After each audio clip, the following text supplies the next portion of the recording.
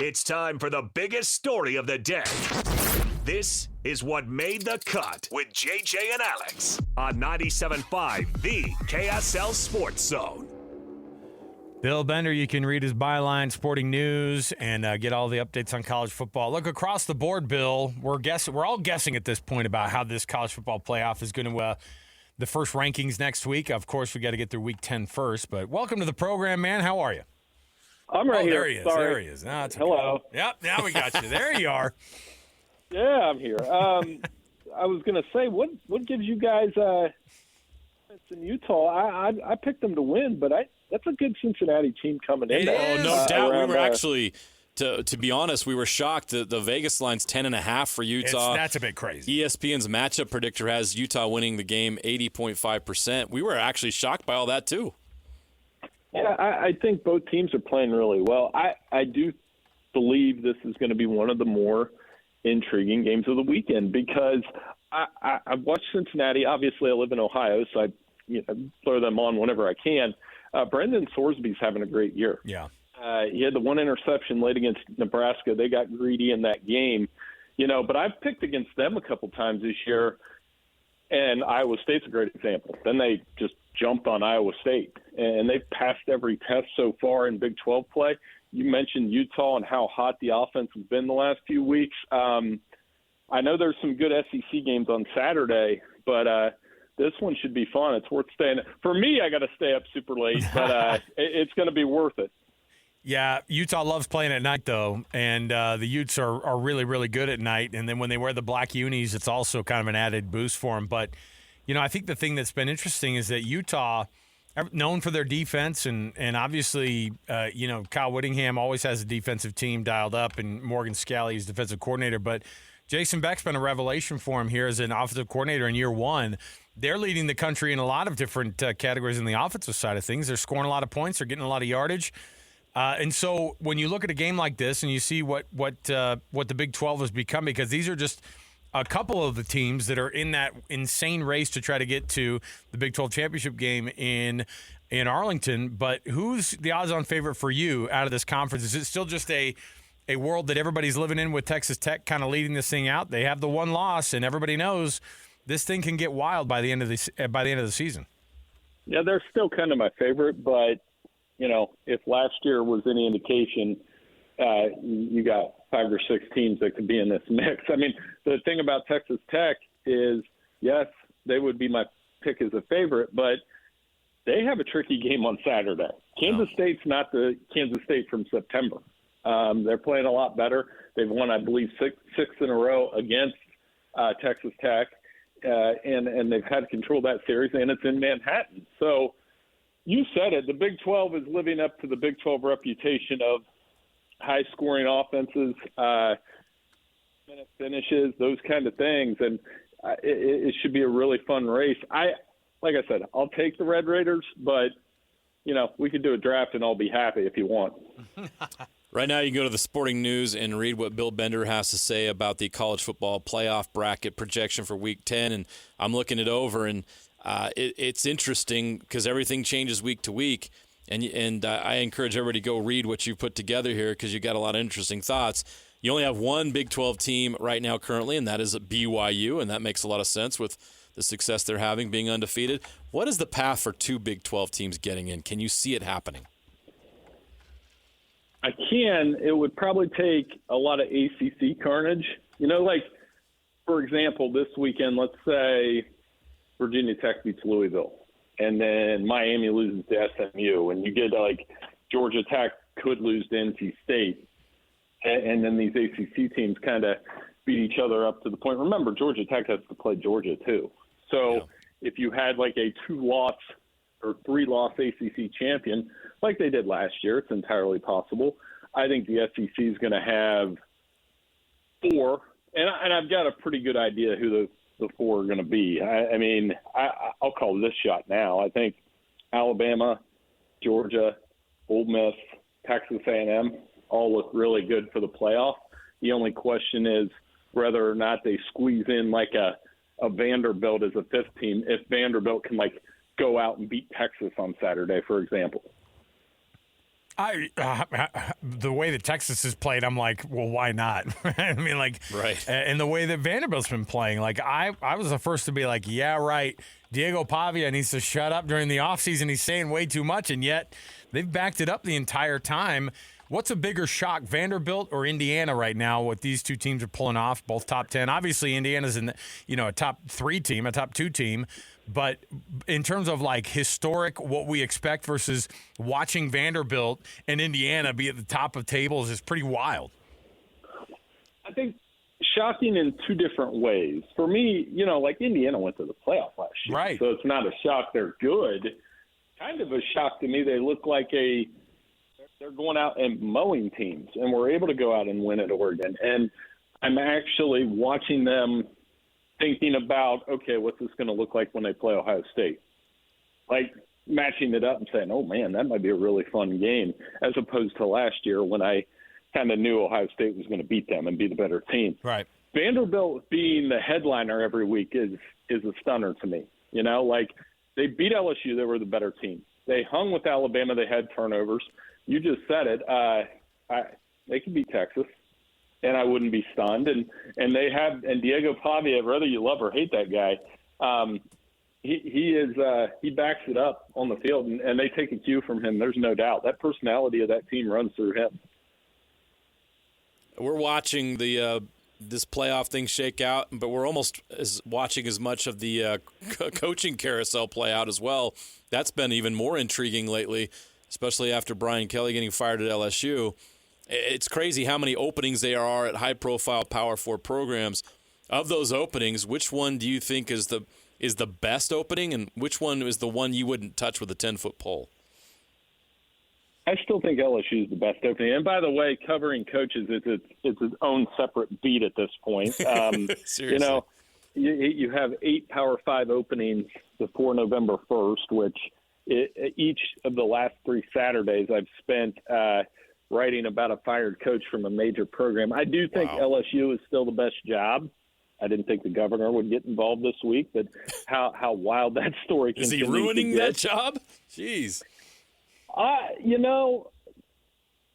a great point, because if you're a coach, and here's the two, not just that one's separate. Yeah, like, okay, what am I doing taking this job if the governor, not the government, is going to interfere? And then Penn State, it's like, you're going to go take a job where they just fired a guy that won 70% of his games and in the college football playoff semifinals last year? I mean, that's a question I would ask if I was interviewing. Yeah. Be like, what if I have an 8-4 season? You going to fire me too? That kind of thing. So, but LSU, you're going to have top 5 recruiting class, top 10 recruiting class. You're going to have a really good base there. You're in the SEC. I mean, 3 of the last 4 guys won a national title there, and they all had different personalities, from Ed O to Nick Saban to Les Miles. So I still think that's the best job out there. And the worst, right now, it's probably this is debatable because it can change, but I'm wondering what Oklahoma State's going to be without Mike Gundy. I think whoever takes that job is going to have a larger remodel than what they probably think when they get to the door. Wow. Who's the best guy available out there? Is it just like, hey, James Franklin got absolutely, it was a weird fall off, right? But again, in the national semifinal last year. And by the way, like that's further than Penn State normally would go, right? And on top of it, it was pretty stark to see what his record was versus the top 10 AP opponents over his career. But at the same time, is he just the best candidate out there for teams like Virginia Tech and Oklahoma State? Like, they should be beating that door down to figure out how to get a guy like that in their town, right? I agree. And again, we can make whatever we want out of the record against top 10 teams and top 5 teams, but I'm not making excuses, but they were underdogs against better Ohio State teams in a lot of those games and better Michigan teams. Yeah, they lost a lot, and he's got to win a couple of those, but if you're Virginia Tech, you should be hiring him. Well, by the way, you're going to have a losing record against top 5 AP opponents overall. I feel like, because they're typically going to be better teams than you anyway. Right. And the other part is I always say, when we talk about coaches and their records against ranked teams, it generally comes from the same people who tell you polls don't matter. They only matter when we want to criticize coaches, I suppose. But I'm a proponent of the polls anyway. So, you make a great point there. But Virginia Tech, they should be calling him. If North Carolina were to move on from Belichick, wouldn't you call somebody like James Franklin? Oh, and be like, first call. I mean, right away. That's the first call. No doubt about it. BYU, they're in a bye week this week. Perfect on the season. They've had to rally, it feels like, from every game, 14 down to win those games, but they are undefeated. They're atop the standings in the Big 12. You've got them in your college football playoff predictor right now. What are your thoughts on the Cougars and how sustainable this success is, and could they get to that college football playoff? I mean, yeah, they can, and the big game against Texas Tech next week, obviously. But, it's very familiar. They've been there, done that. They were in the mix just like this last year. Bear Bachmeier, we get obsessed, the casual college football fan might see his number, but, man, he's a tough kid. He really is. The running game's strong. The defense plays well. They take advantage of turnovers. And it's funny how we were just talking about how offensive the Big Ten is, or the Big 12.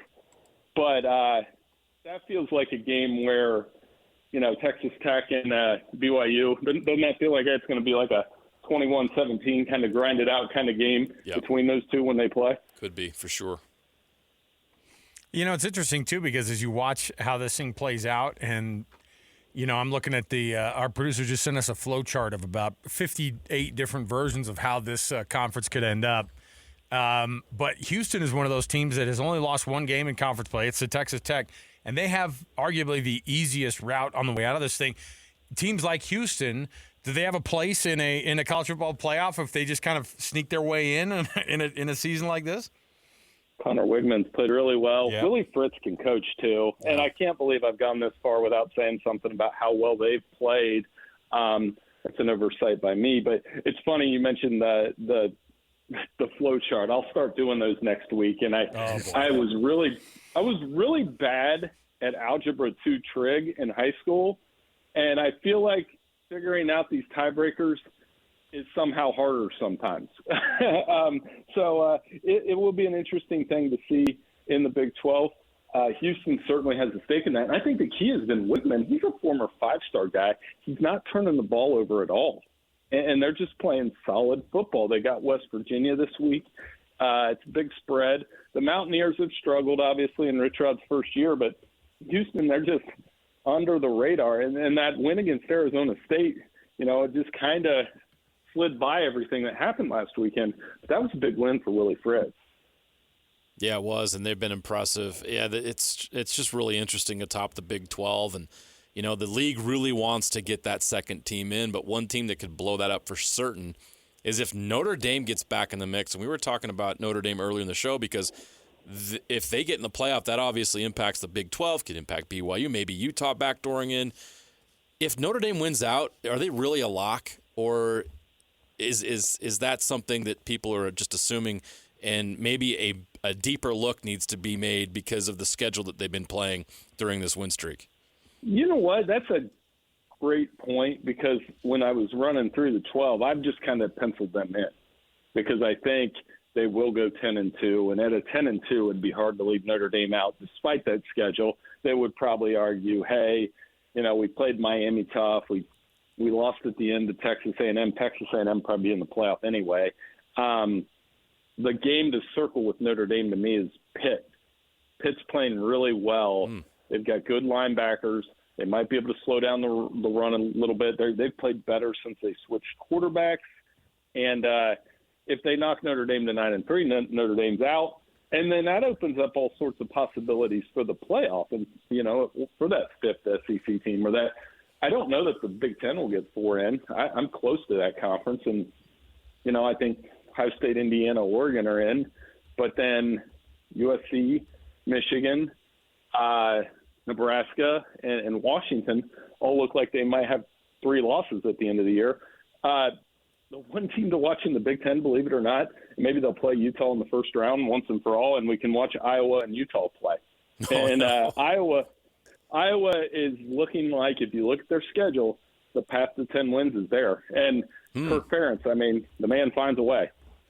Yeah, right now they're 6-2, 4-1 in conference play. We haven't even thought about Iowa. They're not even ranked right now, but that's a good point. I try not to think about Iowa. that's a lot of people try not to think about Iowa because they think about punting when they do. I know. Well, if they can beat Oregon, which is next on the schedule, I think that would get a lot of people's attention. That's wild. And they would be able to follow that up with the USC game, so who knows? Kirk Ferentz finding a way every year.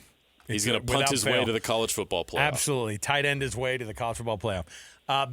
Bill Bender, Sporting News, where you can find his byline. Bill, it's going to be flow chart season coming up here soon. And so we'll hit you up in the next couple of weeks here when those things get going in earnest, and then we'll pick your brain on those as well. Thanks for hanging out, man. We appreciate it.